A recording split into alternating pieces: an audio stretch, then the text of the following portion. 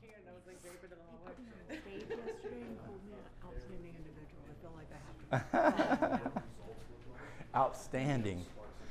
All right, everybody, if y'all haven't signed in, I don't know why the sign in is there, but do it if you want to be counted. And then the other thing, apparently, if you want your CEUs, check in the session on the WOVA app. It's not really working. Just sign it in. Oh, fair enough. Sign in. All right. All right, everyone. Are y'all ready to have some good, clean fun? Yeah. I prefer to have, well, we'll just leave that one alone. All right, what up, everybody? This workshop, the biggest mistake we make around stigma. Someone tell me what the heck stigma is first. How about we talk about that first? What the heck is stigma? Bias. Bias. What else? Misunderstanding. Misunderstanding. Opinion. Judgmental. Preconceived. Are these preconceived, bias, misunderstandings positive in nature or negative, right? And how might stigma or these negative perceptions affect either us, people we work with, family members, community members? How might they affect something? I asked some of y'all questions in the WOVA app. I talked about what are some either questions you want answered or things about stigma that you'd like addressed. This could be a good time for that. So, how does that affect us, our community members, our clients, our family members?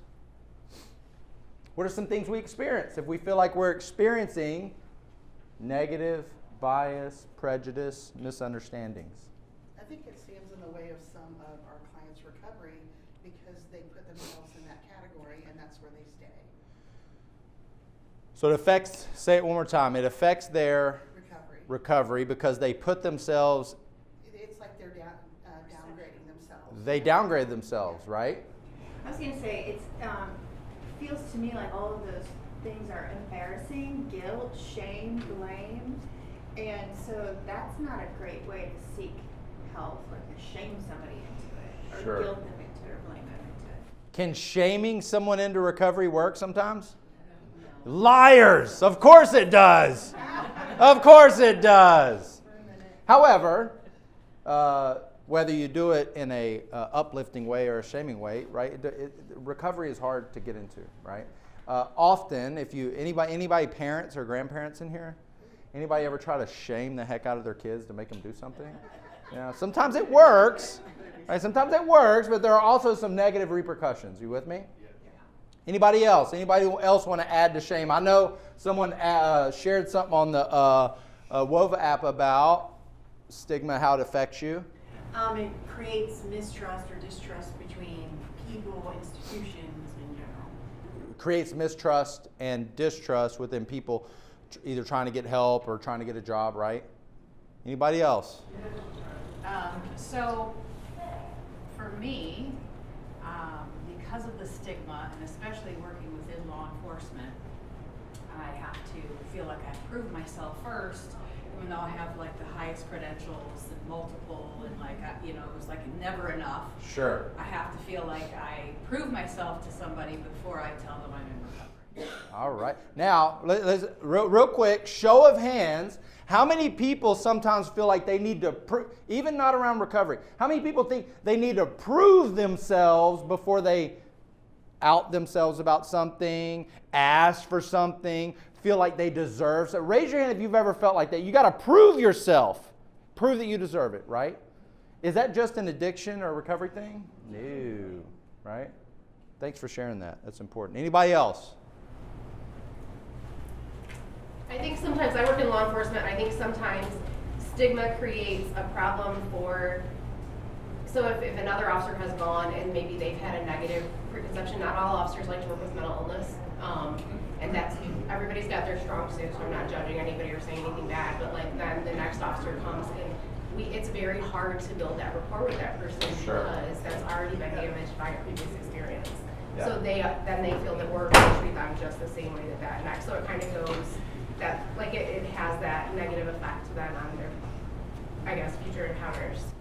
So an experience with someone, whether it's a doctor, a law enforcement, counselor, boss, negative experience often will affect the interactions down the road, right? Have to rebuild trust. It's particularly important around people that are in crisis or struggling. We call it part of the acute, in the acute level of mental health and addiction. Yeah, I like that. Well, when we talk about stigma, I talk all over the country. I go into police departments. I do part of new officer training for the police departments. I do Sheriff's County, Franklin County Sheriff's Department, Ohio Department of Corrections, right? All kinds of variations of professionals, treatment centers, schools, right? And everybody knows that we have an issue with mental health. That is not, mental health and addiction, it's like it is no secret that we have an issue, right? Politicians talk about it. You see it on TV. Maybe some of our HR departments talk about wellness and self-care, right? Right? Particularly people in the recovery industry, big advocates. They treat us differently. We need to help people, right? Right, so everybody knows we have an issue. However, I don't know if you experience this, but I experience that knowing versus doing an implementation seems to be quite difficult. Or maybe what we think we're doing to improve stigma actually isn't doing or having the effect that we want it to have. Anybody experience anything like that? What you think we're trying to do an impact versus the actual impact we're making. Right? What are some of those things that you can think of that maybe is important to do or you'd like to do or we need to do more of, or you're surprised that it doesn't have the effect that we hope it has? Pamphlets. Like I spent 9 months with the clinical research team trying to produce anti-stigmatizing literature for doctors who are delivering babies whose mothers are on MMD. And it came out as a little pamphlet. I'm like, this is not Pamphlet. like it's Yeah. a little pamphlet. You're putting, paying attention to every detail. You're putting so much information in there, and you give these little pamphlets. You're like, what is this? What else? Anything else come to mind? Things that we either typically do around stigma or we think should have more of an impact, but we're surprised it doesn't? We did, on the Sunrise Treatment, we did a webinar before the holidays to talk about reducing triggers. Like there's a problem, here's how you help that. And people wouldn't join it because they didn't want to identify on the Zoom and it was triggering. Oh, the triggers. We love triggers. We love triggers. Yeah, interesting. What about recovery stories? What do we think of recovery stories and its impact on stigma? Depends on how it's presented, Okay. which is also stigmatizing. I think some of the language used during, I mean, I see that at FOA, right? People get up, they use "I'm clean," all these different, the verbiage is very negative, even about themselves. Sure. And I normally, like, at FOA, we're like trying to get you to use different verbs about yourself, describing yourself. But I've never pushed it because Sure. this is your story and you can tell it the way you want to. Of course. But still getting people to think about using some more positive. So what she's talking about, if any of y'all have ever been around recovery, we would say like, I'm Preston, I'm an alcoholic. I'm Preston, I'm an addict. I remember having this debate with my wife and her family about why do you degrade yourself and call yourself an addict? And I said, I don't have a problem calling me an addict. You have a problem, right? That was right? We talk about, don't use clean and dirty. But yet, in some areas, that's what I need to identify. I'm desperate, right? Now, we know more about mental health and addiction and verbiage and how do we talk to ourselves, and there's all a different spectrum of recovery than what was invented back in 1934. But actually, we need both. Am I right? Yeah. Right. So we talked about story, how it's presented. What else? What do we think about story? You know, we go, hey, let's have a stigma rally, invite the whole community. Let's bring someone up to tell their recovery story. And we're like, shit, I wish that would have had more of an impact. Why didn't it have an impact? What do you think? Or maybe you have a different opinion. Maybe you think it does have an impact. You tell me. I would say working in a jail, I know a lot of the clients we work with, some of them think that depending on where they're at, also if they're in jail or something like that, sometimes they feel like guys are just glorifying it. Sure. And they're like, it just makes me more triggered to want to use behind bars when I don't have it. So I know a lot of times they talk about that a lot, or they'll go to group and they'll get a lot out of it, but then they come back to the pod and the guys that aren't involved in group are just talking about it nonstop. So they're like, I hear that. Yeah. And that's true. It can be, when we talk about glorifying, right? If someone is a frequent or a person in long-term recovery from support groups, that's why mentorship and sponsorship is important, because I need to learn how to share. Don't be coming up in here glorifying. We need to talk about, what do they tell us to talk about in those rooms? Experience and hope, right? If I'm drug-a-logging it, it can be taken because I might actually enjoy that conversation, but someone that's like fresh off the drugs, it can be triggering, right? So that's real, learning how to present it. So that goes back to how we talk about it. What else? What else do we think about trotting someone out to tell a recovery story? Because here, let me be very clear. Recovery stories are extremely impactful in what environment? Extremely. Why? Because we can relate. You can relate. I can see you and me, like me and you and me, right? It's extremely impactful. I don't know if this has anything to do with what you're talking about, but one of our speakers today, or yesterday, maybe the day before. She's lost track of time, it seems.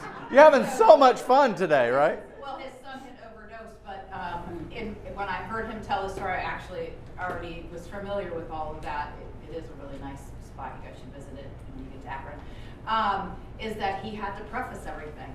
My son was X, Y, and Z, and my son was, all of these things, and even he can end up with a problem. Sure. And it's just like, it was very sad for me that we still feel like we have to do that. Like we have to validate,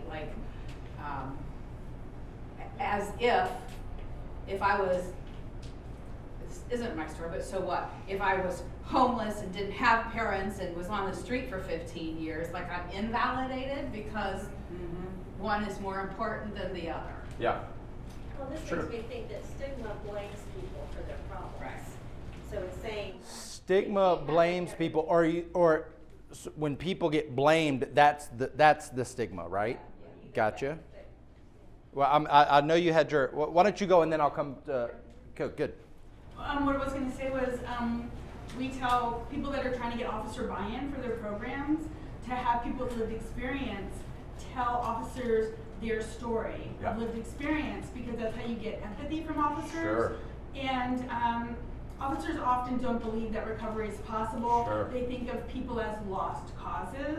And when they hear from people with lived experience, number one, they understand that recovery is possible, and number two, they see them in front of them as people who have a story. Yes. And then sometimes, because officers, are 4 times, this is what I heard from another officer yesterday, 4 times more likely to become alcoholics and things like that because of the trauma they go through, they start to connect, I have my own story that I didn't even think about. You bring up some good topics. We're going to get into that today. We're going to get into that. Because here's the thing. That is important. Often around CIT training, there's a part that bring people with lived experience, and we need to hear people from all different levels. But it's also important when let's talk about the recovery rooms. If I'm a homeless, hopeless drug addict, my words, I need to hear from people that have been homeless that have turned their life around. If I'm a soccer mom who tried to off myself Who do I want to hear from? Right? So it's important. We need all of it. Right? That if I'm going to go in and talk to a police force, it's important for me to bring my wife as someone with lived experience in family recovery, and she's got a master's degree and she's got a beautiful accent that makes her sound way smarter than I am, and came from a good background, right? They need to see, oh, wow, she reminds me of my daughter. So as opposed to going, why do we need to classify? It's important. We need all your stories. You have to see yourself. We got to be able to see yourself. And I'm not, like, when I go and speak to a prison, I speak differently. Right? I can't speak like I speak in there and here. You with me? Maybe I can. I don't know. They'll get it on camera. I don't know if I want to do that. Right? So that's very important. Story is important, and it's extremely important in all the training they're doing with CIT, normalization. What else? What are we doing here? Quick response teams, all that kind of stuff. Last thing, and then we'll move on. I was just going to say the other side of this. I love stories and I love listening to them. Me too. For me, being surrounded by folks with lived experience and hearing their stories like fuels what I do and helps my compassion fatigue stay far away. However, I have a huge problem with organizations that parade someone with lived experience as a marketing tool, or it just seems really exploitative sometimes. Sure. And sometimes you'll see someone and you're like, oh my gosh, this person does not want to give their story. Like, please stop using them as your success story because your organization's so great. Look what you did. Look what you did for this human being. Yeah. So there's a fine line, I think, with a lot of the organizations that we see and work with of just using it as marketing instead of actually valuing it. So how many people can agree that a success story can actually benefit an organization in their perception? Yes? How many people think that they can abuse it too? Right? So that's also part of personal responsibility, because I've got to learn, and the people that I work with learn how to share, how to speak, how to present yourself, how to speak up for yourself if it's not measuring up, or even having the guts to speak up that might be counter to what everybody else is doing. Meaning, I'm on the board of this organization, and I think we keep using these people to make us look good. All true and important. Anybody else want to add something about stigma? Because here's the interesting thing about where we're at. We actually, have you ever had anybody say, oh, the problem with mental health and addiction, the reason we need to get more people help is we need more resources. You ever heard that before? We need more what? Resources. But people are always shocked that we actually have more resources than we've ever had in our history when it comes to mental health and addiction. There's actually more money available than there's ever been in our history. There's more CIT trainings and mental health awareness trainings in police, fire, first responders, Department of Corrections, in our schools and institutions. There's more than we've ever had in our history. And yet we're still talking about what? We need more resources. Right? Part of the issue is a lot of us, even people in the industry, people that it's in their organization, they often don't know the resources available. Right? The right hand doesn't know what the left hand's doing. Right? Why? It's complicated. Right? Any grant writers in here? Any grant spenders? That's not complicated. It's complicated, right? So what's the solution? What do we do? Do I look like I lost about 10 pounds, maybe 20 pounds? AI is good for that. It makes me look real handsome. So I work for a hospital called Columbus Springs. Raise your hand if you've heard of a hospital called Columbus Springs, Dublin Springs, Beckett Springs, Highland Springs. That's what I do for a living. Right? I get paid to go around and talk to Adam boards and hospitals and all kind of stuff, right? Promote success stories to send them to my hospital. That's what I get paid to do. But I also travel all over the country talking about stigma prevention, etc. Now, I'm not a licensed therapist. I'm not a counselor. I don't have any letters behind my name. I'm what they call a person with lived experience. What does that mean? Come from them streets. Come from them streets. Not really. I was too pretty for that. But, right, so I grew up in a small town in Texas. Anybody ever heard of Texas A&M? Y'all heard of that before? It's a place called College Station. That's where I'm from, right? Dad was a newspaper publisher. Mom was a hairstylist. If you wanted to know everybody's business. You go to the hair salon, or you talk to the newspaper publisher. We know everything, right? They were work hard, party hard type people, right? Everybody that I knew and grew up with were hard workers, and they like to have a good time, right? When I got old enough, what do you think I started doing? Having a good time. Now, also, I had a good work ethic as well. That was a good thing, right? My parents taught me a lot of things well. Often when I start talking about childhood and family, it can be very easy to point the finger at the people that raised us and go, that's why I'm the way I am. However, even from some of the most dire circumstances, there are some good things that we could take away from childhood, right? I do not want to minimize that. My parents taught me the difference between right and wrong. If it ain't yours, don't take it. Where I'm from, we must say yes, ma'am, and no, ma'am, right? Taught me a lot of good things. I started using and partying. First, I started getting in trouble with the parents. Then it was the police. First, my interactions with the police was about little stuff. Then it became big stuff, right? I got my first DWI my senior year in high school. I didn't know anything about the disease of addiction, dis-ease of addiction. I didn't know anything about chronic and progressive nature of illness. I didn't know any of that. I thought I was at the wrong place at the what? Wrong time. Right? They were picking on me. I was unlucky, right? 2 years later, I got a drug possession. A year after that, a DWI. 4 months after that, another drug possession. It's hard to continue to claim wrong place at the wrong time and unlucky 4 times in a row. You with me? Right. I got on strict probation, sent to rehab. I was a really good rehab participant. I completed a 6-week program in 8.5 weeks. Apparently, you're not supposed to drink while you're in rehab. Did you ever? Yeah. I went through a process. This is why it's so important. This is why what we do is so important, is getting people. I don't care how you get people into services, right? Shame their ass, coax them into it. I don't care. We need it all. Because if I can get you there, maybe you'll hear something helpful, right? I turned my life around. Last time I drank any alcohol or used any substances, including that all-natural organic one that we use for medical medication, right? All substances, including marijuana and alcohol, September 10th of 2001. That means this year I'll celebrate 24 years in recovery. Isn't that crazy? Yeah.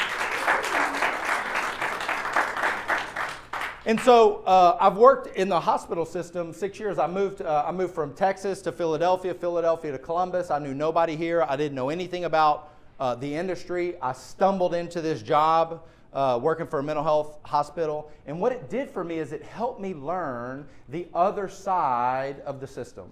Right? Like I had a lot of experience with the recovery side and treatment and couples counseling and intensive men's retreats and all kind of stuff. My wife is in a family recovery. Anybody heard of a recovery fellowship called Al-Anon? Yeah. Al-Anon should be 10 times bigger.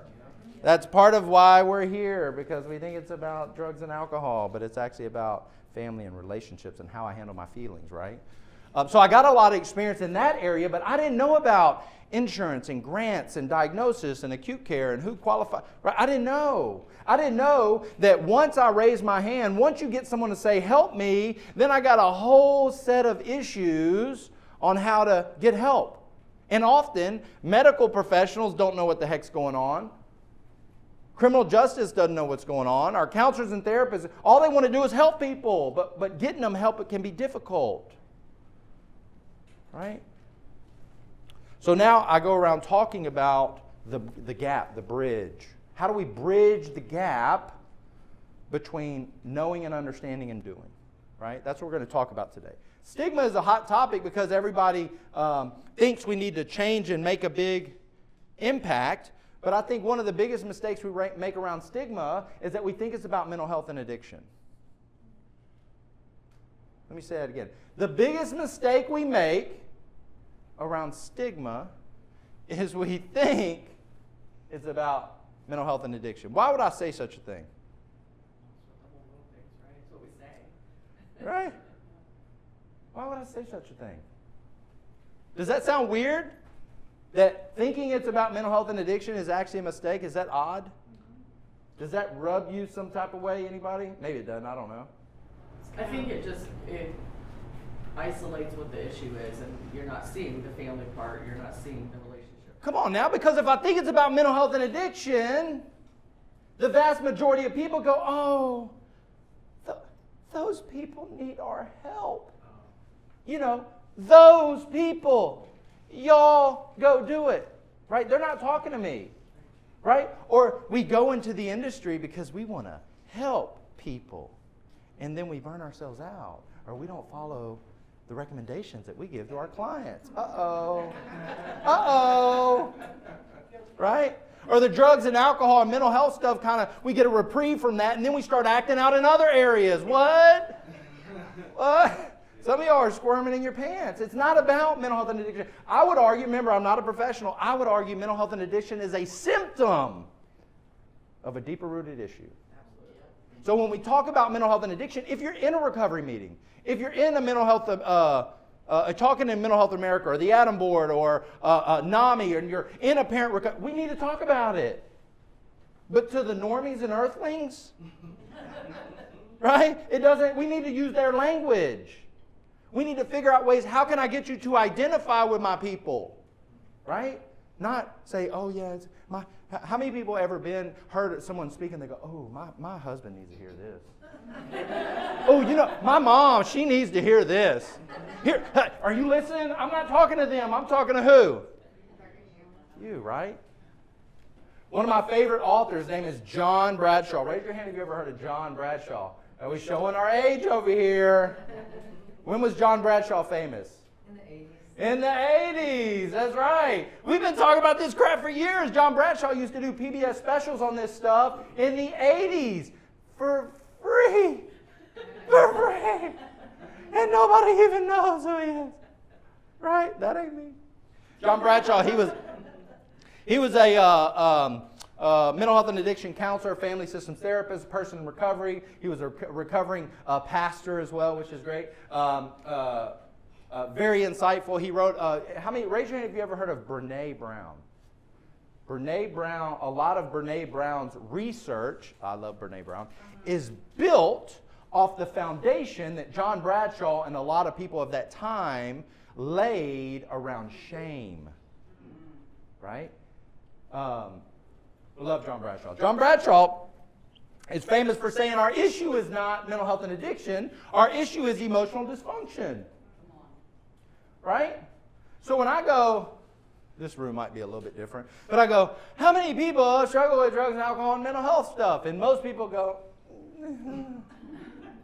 or maybe I wouldn't ask you. But if we talk about emotional dysfunction, someone tell me what emotional dysfunction is. What do you think of when you hear emotional dysfunction? What comes to mind? Low EQ. Look at that high level talk over here. Tell us what EQ is. Emotional quotient, like intelligence quotient. Emotional intelligence, understanding your emotions in simple terms, right? I know what that means. I'm just saying, yes. Low EQ, not understanding your emotions is part of it. What else? What do you think of emotional dysfunction? Not knowing how to regulate your emotions. Not knowing how to regulate your emotions. What else? Not being able to communicate. Not being able to communicate. Poor coping. Poor coping. Not being able to return to like homeostasis. Right? What does that mean? Tell us what homeostasis is. You mean calm the hell down? Is that what we mean? Yeah. See, that's part of the issue, right? We like to speak in code, right? We need to talk. Let's talk like we talk on the streets. Yeah. Calm down. Regulate my emotions, right? So follow me here. We talk about mental health and addiction. Who knows the stats on how many people are clinically diagnosable with addiction or substance use disorder? I'm a little old school. I can get a little salty with new words. What's the percentage? Y'all know it. You tell people all the time. 10 to 12. Does that shock anybody? 10 to 12% of people So we're not counting dependents. are diagnosed or diagnosable with addiction. 10 to 12%. What's the number for mental health? How many people are diagnosable with mental health issues? Bipolar, depression, anxiety? NAMI says 1 in 5. So 1 in 5. Now, I'm not talking about people that use and abuse alcohol. Not everybody that uses and abuses alcohol or drugs is considered substance use or addicted, right? Not everybody that experiences anxiety, depression is diagnosable. You with me? Right? Those are feelings, family. You don't need medication all the time, right? But now, so that's 10 to 20%. Now, raise your hand if you've ever overreacted to something. Let me see it. If you ever overreact, raise your hand. Right? Oh, wait! What? There's a lot. Said another way, how many people has lost yo? Good. Now, how many people have ever underreacted to something? Right? So do you see what I mean? That when I talk about mental health and addiction, often everyone knows someone, they think it's important, they may experience it themselves, but it becomes this thing. Right? Especially when you're talking to a police department, especially when you're talking to a room full of doctors or medical professionals, especially when you're talking to professors, right? Especially when you're talking to an HR department or you're working with HR to talk to a big corporation, right? But when we talk about emotional dysfunction, not being able to handle my feelings, not being able to regulate and get back to calm the heck down, right? Everybody can identify it. John Bradshaw says our issue in mental health and addiction, it says our issue is emotional dysfunction. Right? Virginia Satir says 96% of people suffer. John Bradshaw is all with emotional dysfunction. John Bradshaw would say 100%. Now, those are old numbers. The technical percentages are 60 to 70% because everything is on a spectrum. Right? I could be kind of emotionally dysfunctional at like a 3-4 and not be on the spectrum, but I still know I can still identify with reacting in a way that is negative or causes me shame and guilt. You with me? John Bradshaw says our society is emotionally sick because our families are emotionally sick, and our families are sick. Why? Because we are living by inherited rules we didn't write. Follow what I'm saying. Inherited rules. What are some inherited rules that you can remember from childhood? If you're a cheater, you can read the board. The go. That I wasn't good enough. I wasn't good enough. What's some verbiage about not being good enough? Go to your room until you stop crying. I hated that one. Children are silent until you're asking for Be seen, not heard, baby. Your opinion. Respect your elders. Respect your elders. What you have to say is not important. Right? What about this one? Men don't cry. Right? Women don't look like that, act like that, talk like that. Who do you think you are? Right? You better put some makeup on and fix your hair and get out there and smile. Right? Come on, say it loud, Debbie. Stop crying or I'll give you something to cry. That's one of my favorite ones right there. What about what happens in this house? Stays in this house. Family, I'm not talking about mental health and addiction. Do you see the difference between talking about banging dope? By the way, Brandon, right? Great job up there, Brandon. Didn't he give him a round of applause? That was. I love stories like that, right? Because a lot of people in this industry love stories like that, right? Overcoming. I was thinking in sales, we consistently tell people no just to see if they have the tenacity to come back and apply again or ask again, right? Right? But when we talk about addiction, it becomes, this is why the DARE program didn't work. Y'all remember DARE? They got rid of it. Why? Just say no. I was like, dude, that's not true. My dad. Right? Because what happens is we bring people up into kids' high schools. They tell an amazing story, and the kids do one of two things. They go, oh my God, what a cool story. That was awesome. I'm glad I didn't have to go to math class. Wow, that was an awesome story. That never happened to me. Or even worse, I want to be like him. Let me go use. You with me? Scared straight doesn't work.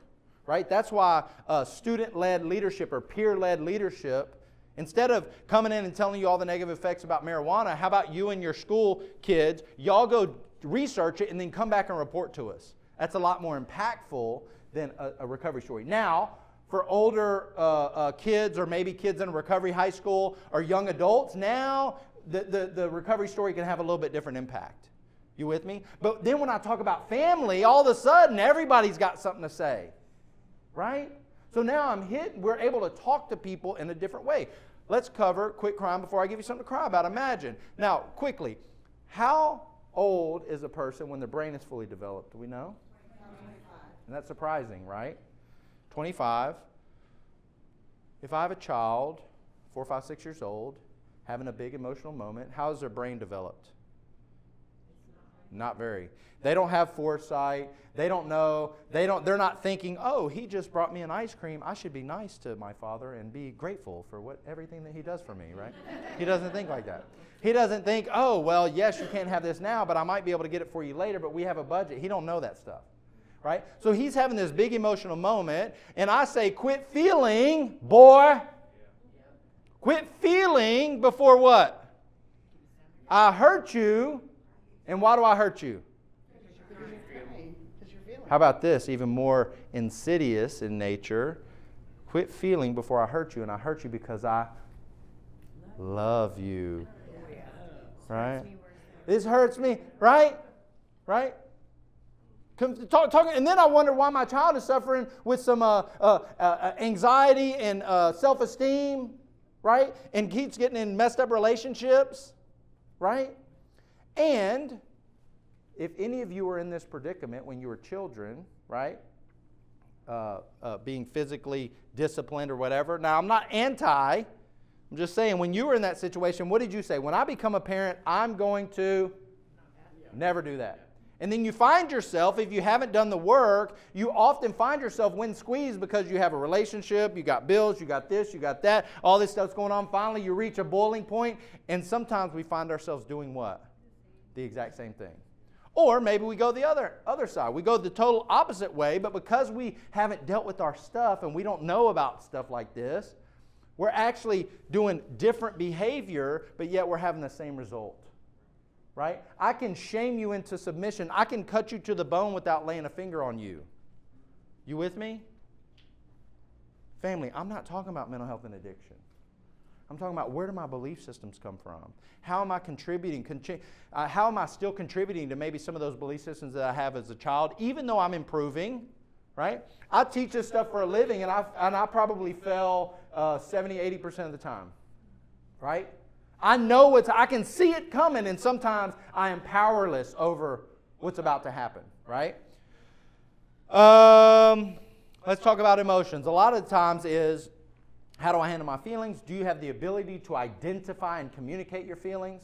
Has anybody ever asked you what's wrong with you and you're like, I don't know? Why are you so mad? I don't know. Right? Some people are emotionally shut down. As a man, I identified with being emotionally shut down. I was numb. I looked at anger as a weak emotion. I looked at it, truth be told, I looked at it as scary. I didn't like angry people. I didn't like losing my stuff. I felt out of control. So I was calm, cool, and collected. That's how I dressed it up. Calm, cool, and collected.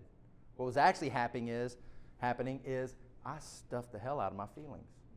And then what I also learned as I progressed in my recovery with multiple double digits in recovery, that I actually didn't feel angry, happy, or angry, sad, or grief, but I also couldn't feel happiness and joy. I would have, when I got married, when my son was born, we'd be having these really cool experiences, and I actually couldn't feel, I was acting happy. I mean, sure, it was cool, but I couldn't feel joy and elation. I'm going, what's wrong?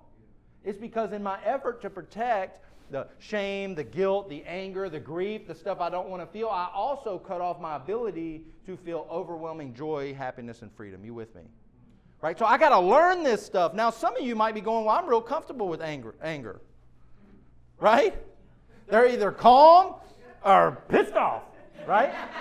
Like yelling doesn't scare them in their, I don't know. Some people are shut down. Some people are comfortable with anger. Some people are on an emotional roller coaster at any given moment, and they force me to go along with them. Right? Or they tap into my codependence, and because I want to be liked, I go wherever they lead me. Right? Everybody has different ways of handling their emotions. My job is to figure out, how do I do it? What is triggering, or what is the root of? And often what we find, if we do the work, the roots often lie in, I don't feel lovable. I don't feel likable. I don't feel like I'm smart enough, good enough, fast enough. But we often never get there. We never get there because most people never have environments to go. They don't. I always say that the drug addicts and the alcoholics and the people that end up in hospitals are the lucky ones. Why are they the lucky ones? At least they know they're sick. We have meetings all over the world for those people, right? But where do the normies go, or the people that are just kind of dysfunctional, or where do I go to help my marriage? Right? I don't know. Where do men and women go to talk about their feelings? I don't know. Reddit. Reddit, yeah, that's a great place to get it. Reddit, yeah.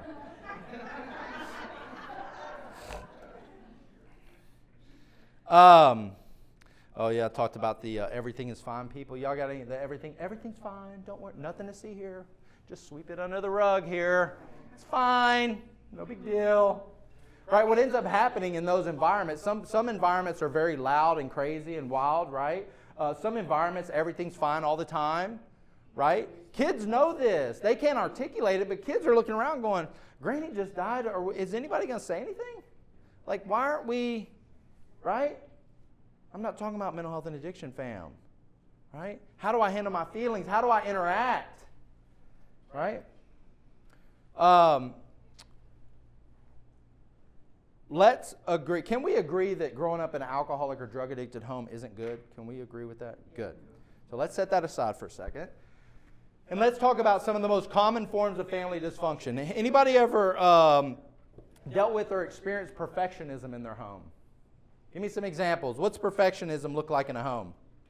You're grounded to an extra report card to bring home C. Yeah, well, see, no, I'm kidding.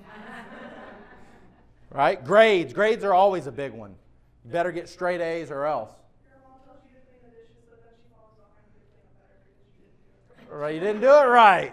So what's the point? You're going to do it anyway. Super neat and clean, right? Your mom curls your hair before you go play softball and put a helmet on. Girl, but at least you look good showing up. Hey, let's be clear. What did I say about your hair when you walked in? It's on fleek. It's on fleek. So that worked. You know how to do your hair, girl. Yeah, you know what's up. That's right. I'm not saying all the effects are negative, you know. You learn how to do your hair. I used to learn how to curl my hair, or no. Perfectionism. These are homes with super high expectations, praise tied to performance, and an emphasis on perception. There's a lot of this. What happens in this house stays in this house. Put your makeup on and smile, right? Show up to your religious organization or your work as if nothing just happened in the car, and, you know, mom just smacked the kid, and dad's, you know, slept on the porch last night, right? Right. So don't tell nobody. Granny takes those happy pills. You with me? The next one, militaristic or overly strict homes, right? These are homes with rigid rules, often physically or verbally abusive, harsh punishments, extremely secretive, often associated with strict military or strict religious homes. Also, first responders, police, fire, EMT, people that are in the line of duty, right? Now, I always want to be clear about this. I didn't say religious homes or militaristic homes. I just said overly strict.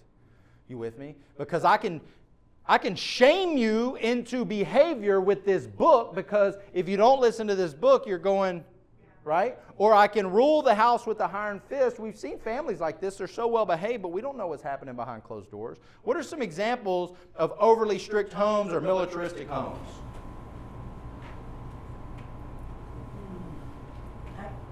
I just have to add that I believe cultures also fit into this category. Cultures absolutely fit into this. Because my mother was indigenous, and you did not cry. There were laws, there were rules, there were standards, and you didn't step outside of them. 100%. I was gonna say, cut your hair. Like, you have to wear your hair a certain length if you're a boy, or you're not professional, or you're not religious enough, or you're not militaristic. Sure. You're dirty. Yeah. Now, I also want to be clear about this. I'm not talking about discipline. I am not anti-discipline. What I'm talking about is unseen, unplanned, or unintended consequences, right? Because let's be clear, spanking works, right? I can threaten to hurt you, and you will do what I say. However, based on the research, have we learned that there's also some unintended consequences? Are you with me? Right? So punishment often doesn't match the crime. People that have overly strict households raise some of the best liars and manipulators because I can't be honest, so I have to sneak around, right? Hypochondriac, someone tell me what that is. He's sick all the time. Mentally ill, emotionally ill. One of the things that often goes overlooked, it makes sense that if a mom or dad or someone in the house has acute mental health challenges, that's not good for the home. Confusing, right? But having someone that's disabled in the home, having someone that's chronically ill in the home, right? Who gets all the attention in the home in those situations?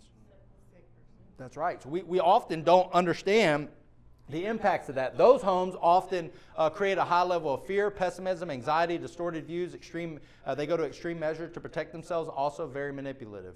Obvious physical, sexual, verbal abuse. That's often through a lot of these. And these aren't exclusive, right? Many of us have similar impacts of all these things. The last one, foster care, adoption, and divorce. If someone's raised in foster care or adopted, everybody feels sorry for you. They create homes of feelings of guilt, worthlessness, low self-esteem, abandonment, difficulty trusting others. But one of the things that's often not talked about is the other one. What's the other one? Divorce. Even if you do a perfect job divorcing and it's the right decision, the kids still feel what? Abandoned. They could have done something. They still foster those deeper emotions. And I'm not saying this is all bad, but if I have no clue that it's impacting kids and me in that way, or that I did the same crap in that way, all I'm going to do is kick my dysfunction down the road to the next generations, and at the same time saying, the people I care about the most are who? My children, my family. But yet because we don't know, because we think it's about addiction. We think it's about mental health. You with me? The other one is other compulsive behaviors. Drug and alcohol are the easy ones. What are some other compulsive behaviors? Gambling, sex, stuff I find on the internet, overworking, underworking, right? Cleaning. We talked about that before. I used to live across the street from a state police officer. Right? I would go over to his house and he'd have beautiful lines in his carpet. He vacuumed his carpet 6 times a day. Me and my buddies would tromp through. He'd be behind us. And I thought, this is why education and understanding is important. I thought he was just like a cleanly guy.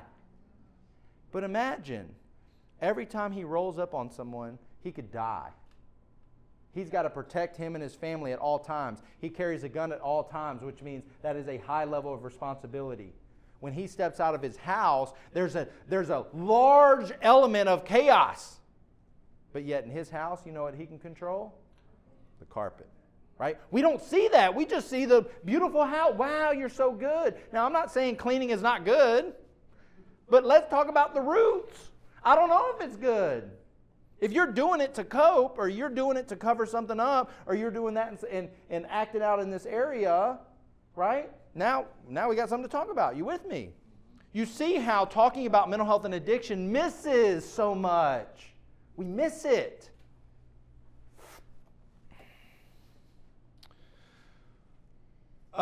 Here's the interesting thing. All the stuff I just talked about is on the left. All the stuff we talked about at some of these conferences, and I said just set aside for a second. Guess what? Generates the exact same issues in both households. That's why it's often confusing when people go, oh, my parents didn't have alcohol issues. Nobody we knew used drugs. My dad was a police officer. We were great. But if we look at all this other stuff, we go, oh, shit, that was just like, right? And so that's part of if we really want to make an impact about stigma, I got to figure out ways that I can get audience members or community members to see themselves. And if I can get you to see yourself in some of these other families or people, now I go, shoot, wow, maybe I don't need to treat everybody like they're scum of the earth.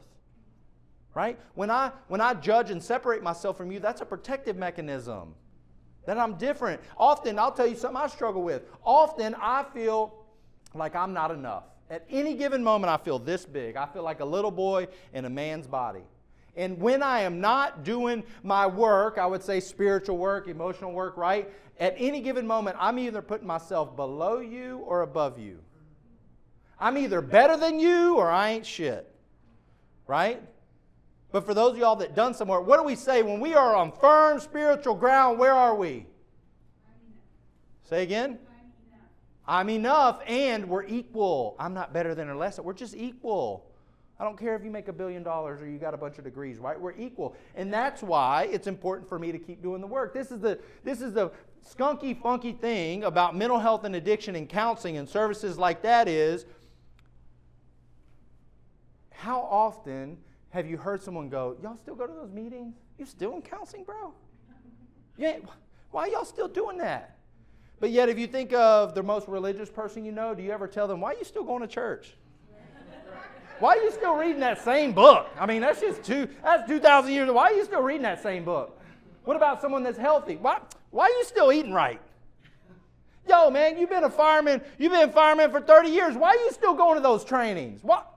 We don't do it in any other area, but yet when it comes to mental and emotional health care, when it comes to alcohol recovery, when it comes to prevention, firemen, police, first responders, prevention, why wait until I got a pistol in my mouth because I didn't say anything about the people that I keep running into and the things. Why do I wait until I got a pistol in my mouth before I do something?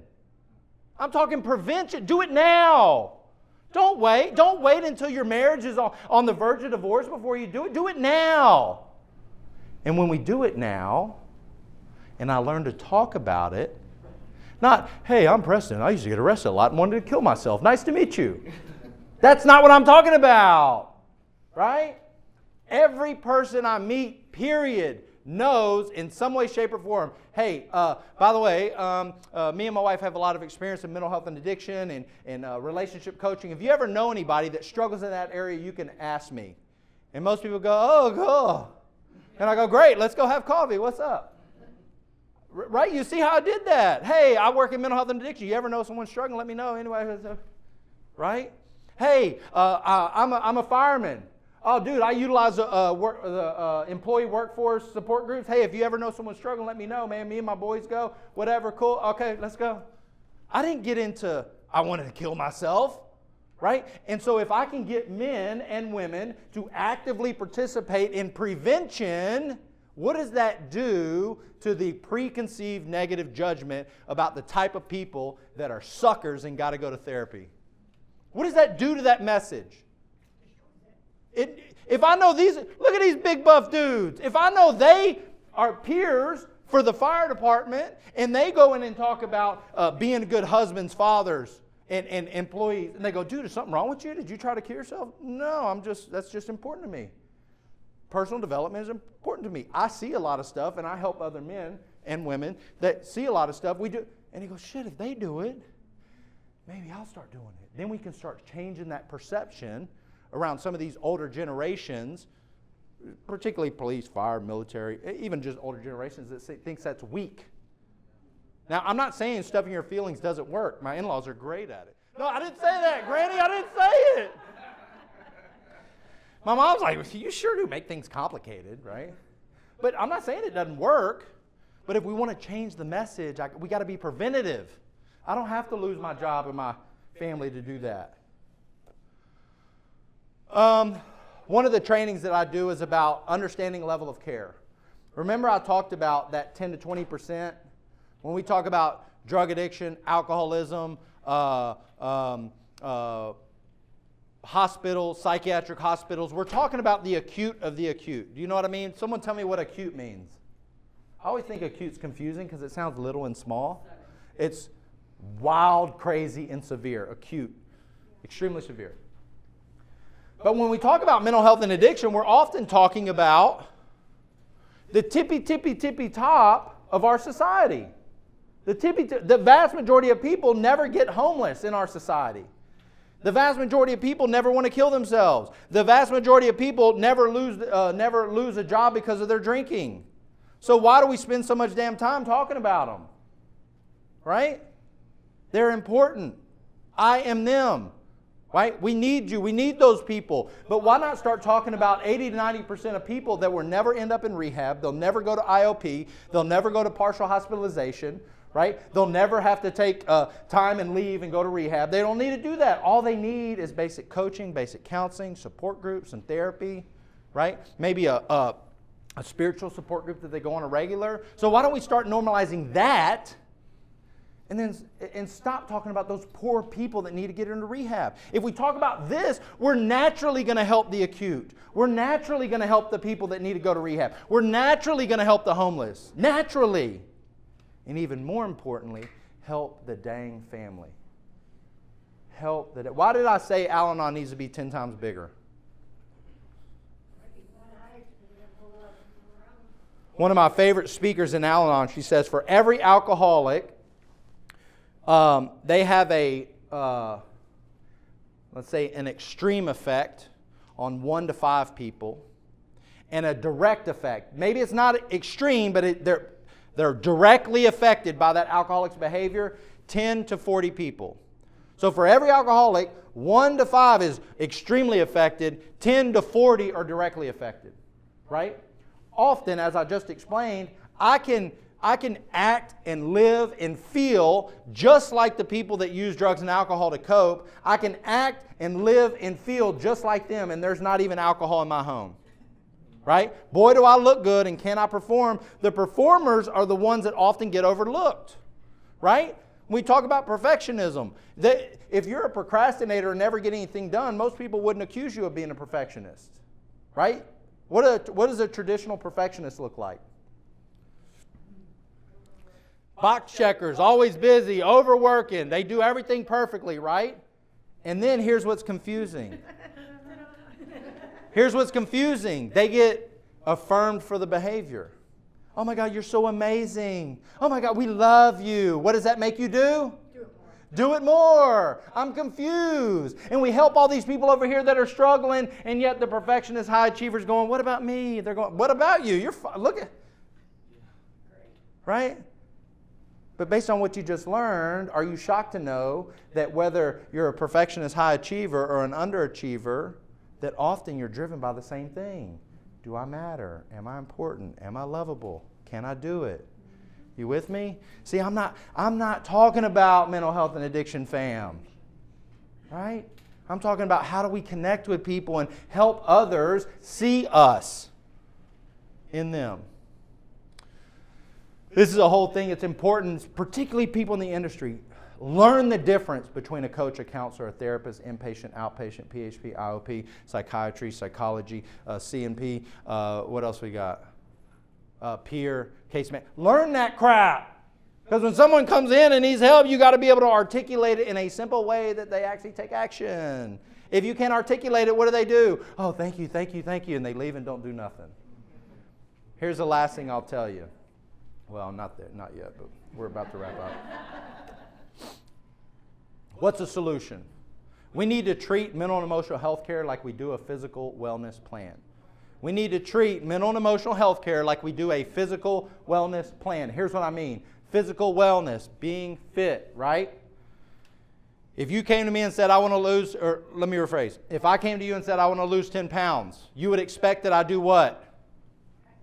Exercise 3 to 5 times a day. You would expect that I change the way I eat. You would expect that I shop differently and buy different food. You would expect that I meal prep, right? You would expect these things, right? If we were to just guess, I work out 3 to 5 times a week. I go to maybe group fitness classes. I join a gym. If I got the money, I hire a professional. I change my eating. I'm meal prepping. How many hours a week do you think that would take? 20?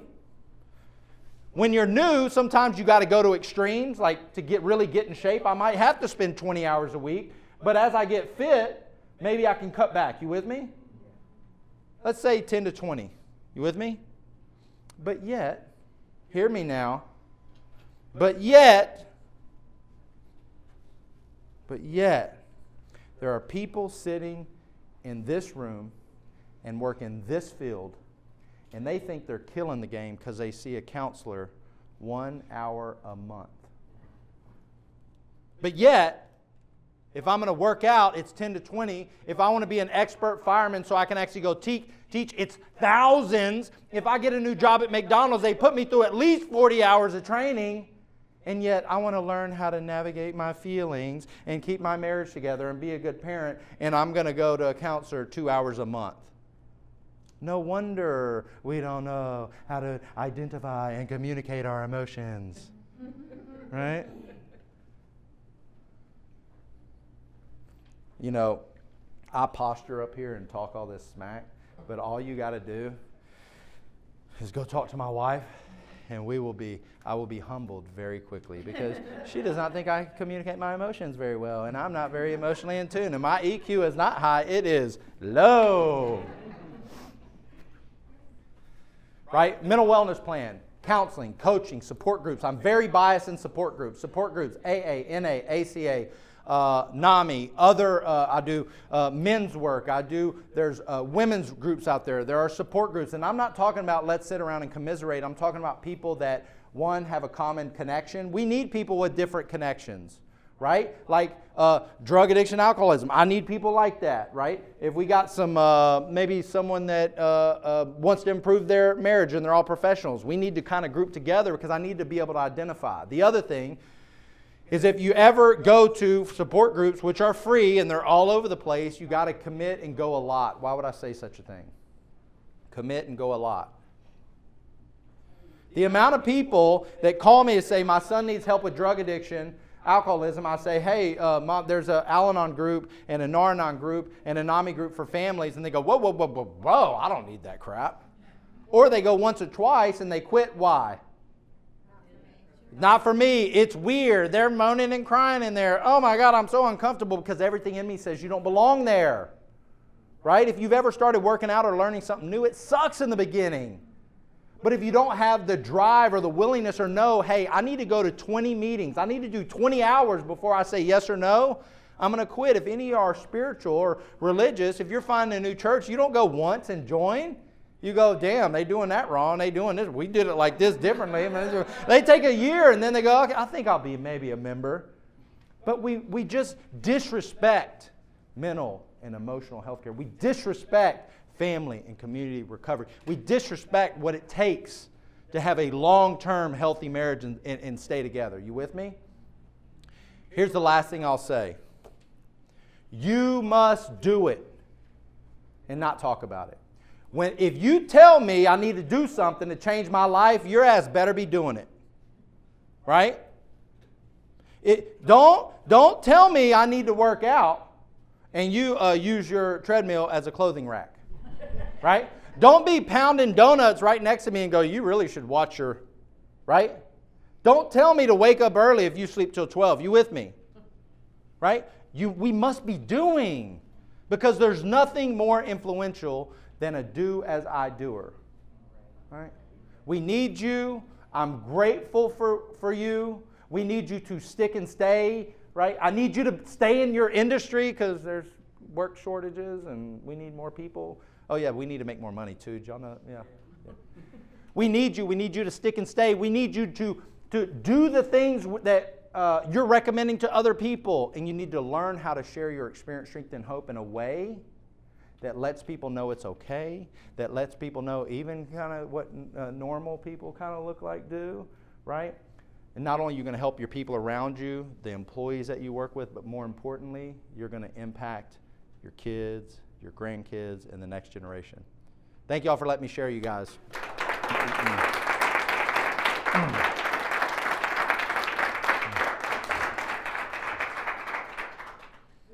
Booyah.